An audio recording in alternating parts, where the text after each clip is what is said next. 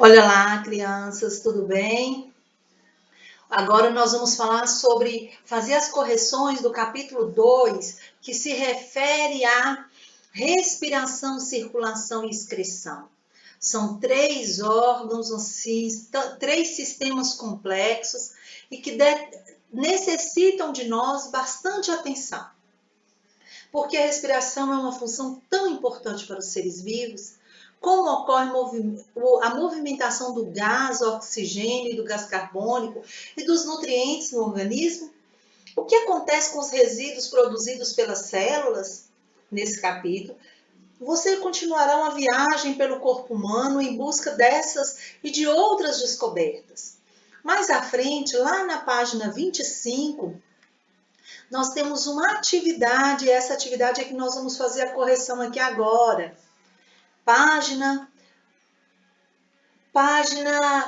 Nós podemos até começar nessa aqui, ó. O que acontece quando o balão inferior é puxado? Aqui tem um experimento. Que movimento respiratório se representa? É como você estivesse fazendo uma sucção do ar que você respira. Então, é inspiração, você está enchendo o pulmão de ar. E quando você solta o balão, o que acontece? Qual é o movimento representado? É a expiração, você está soltando o ar que está preso nos pulmões. Na questão 3, está assim: quais partes do corpo humano esse modelo representa? O balão inferior representa o diafragma, o canudo, a laringe e traqueia principalmente. O balão de dentro da garrafa é o pulmão e a garrafa representa a nossa caixa torácica. Na letra A tem assim, pediu para concluir, a completar a cruzadinha. Nome dado para a entrada de ar nos pulmões. Então, inspiração. Letra B, nome usado para a saída de ar dos pulmões. Expiração, vai corrigindo. Letra C, principal músculo responsável pelos movimentos respiratórios, o diafragma. Ele vai fazer uma pressão e vai impulsionar. Então, o diafragma ele é responsável por esse movimento. É um movimento peristáltico. Letra D, gás necessário para que a energia dos nutrientes seja liberado pelas células. Qual é? O oxigênio, o ar que nós, seres humanos, necessitamos para sobreviver. E onde a estrutura em que ocorrem as trocas gasosas, são os flocozinhos dentro dos pulmões, os alvéolos e alvéolos pulmonares. Na questão 2 está assim: o sistema respiratório, digestório e respiratório são responsáveis pela nutrição do organismo, certo? Sobre esse assunto, numere as frases de 1 a 5, de modo que a sequência forme um texto sobre a digestão e respiração. Como o meu aqui já está respondido, então eu já vou ler a sequência certinha. Ao inspirarmos, o gás oxigênio entra pelo nariz e percorre o trajeto dos pulmões, até os pulmões. Número 2, chegando lá nos pulmões, o gás oxigênio segue para as células do nosso corpo, ok? O 3, dentro das células, então o oxigênio já está dentro das células, os nutrientes resultantes da digestão dos alimentos entram em contato com o gás carbônico, liberando energia que o nosso corpo precisa para realizar as atividades.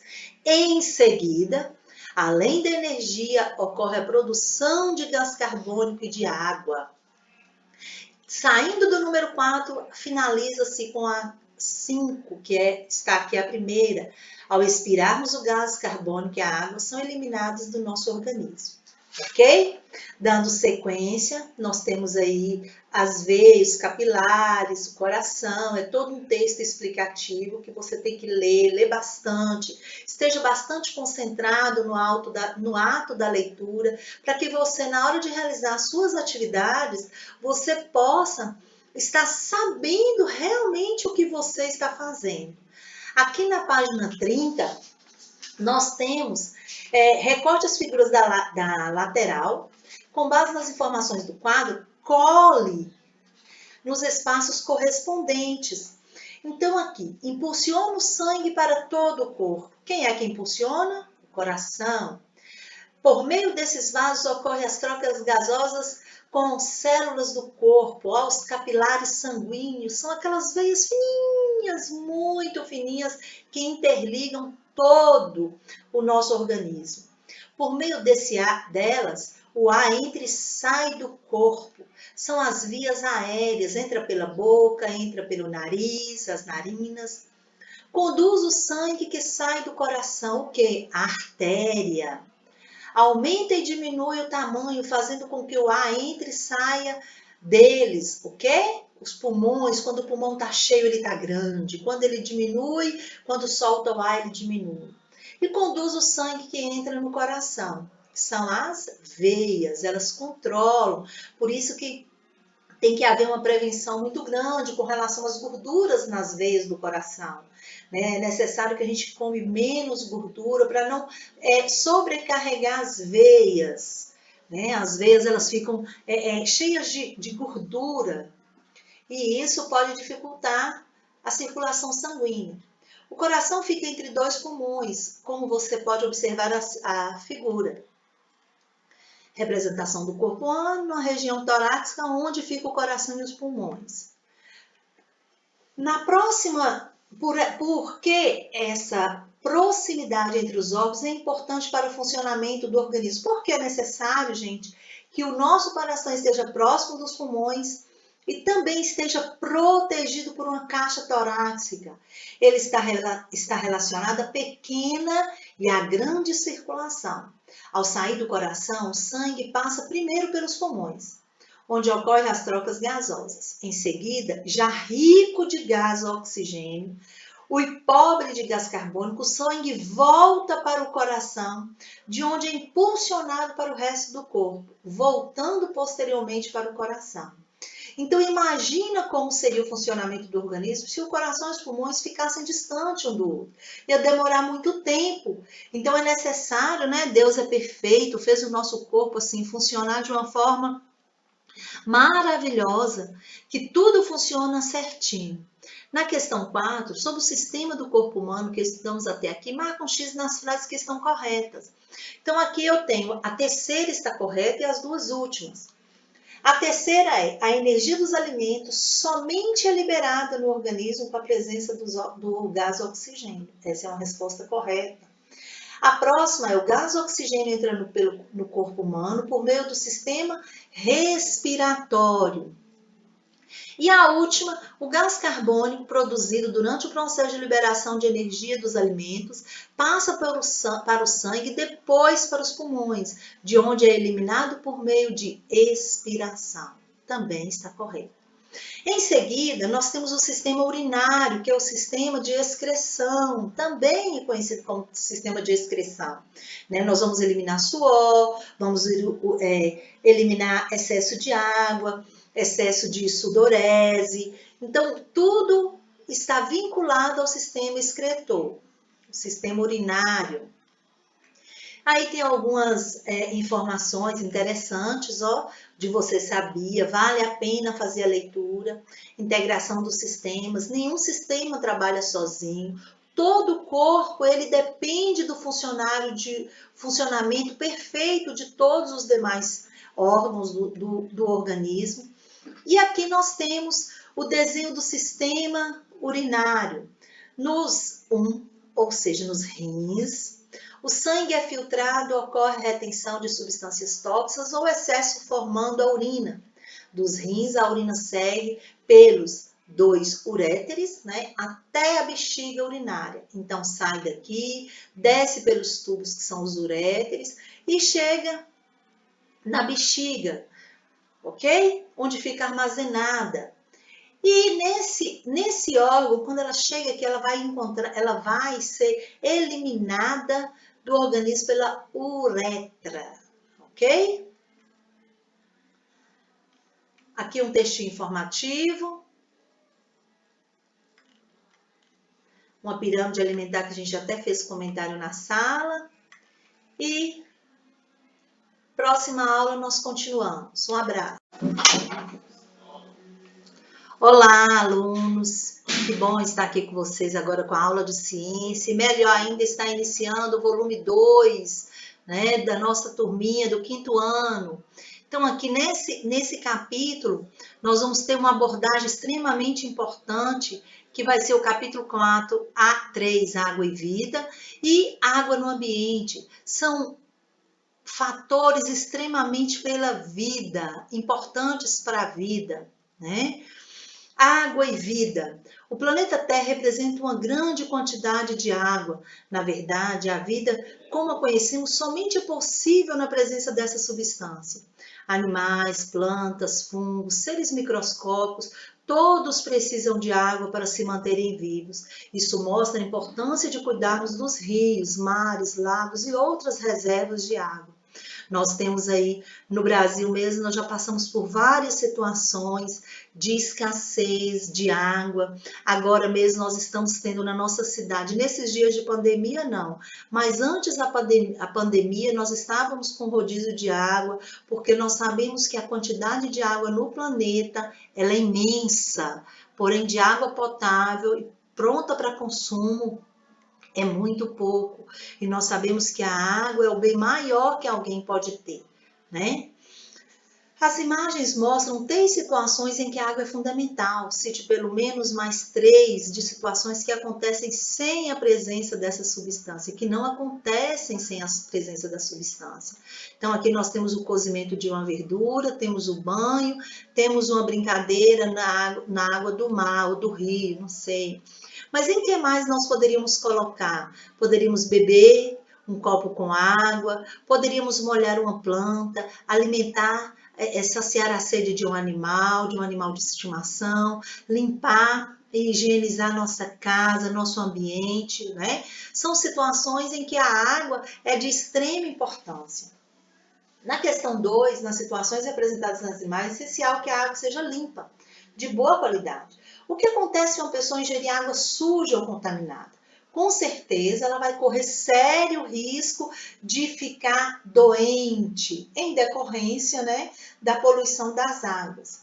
Nos mares, rios e lagos existem muitos seres vivos que animais ou plantas vivem na água. Nós temos vitórias régias, peixes, golfinhos, camarões, baleias, as plantas aquáticas, né? Tanta plantinha linda, maravilhosa que são aquáticas.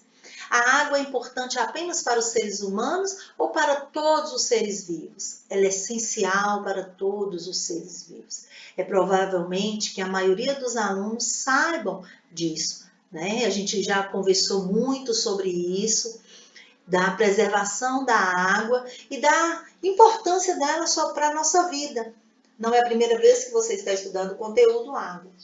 A água e os seres vivos. Na imagem da Terra vista do espaço, é possível observar que grande parte do nosso planeta é constituído por água, né? Toda a parte azul, a gente já falou, já mostrou nos mapas, que a parte azul dentro do planeta representa a água. E aí nós temos uma riqueza, só que essa água aqui, ela não é a água que nós podemos beber.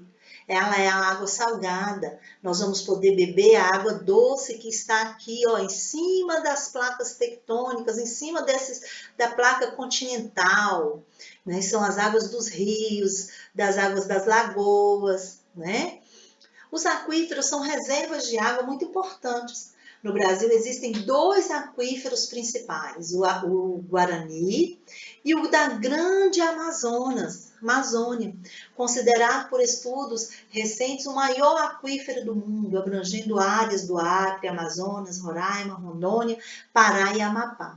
Então, o Brasil, além de ser um país continental, ele tem essa riqueza maravilhosa, assim, que é de causar espanto e inveja em muitos outros países, porque nós possuímos águas subterrâneas, né? Aquíferos de águas assim praticamente minerais nas regiões, nessa região que é marcada aqui no mapa e nessa região. Então percebam que são 2 aquíferos imensos e que países do mundo inteiro ficam de olho nessas águas.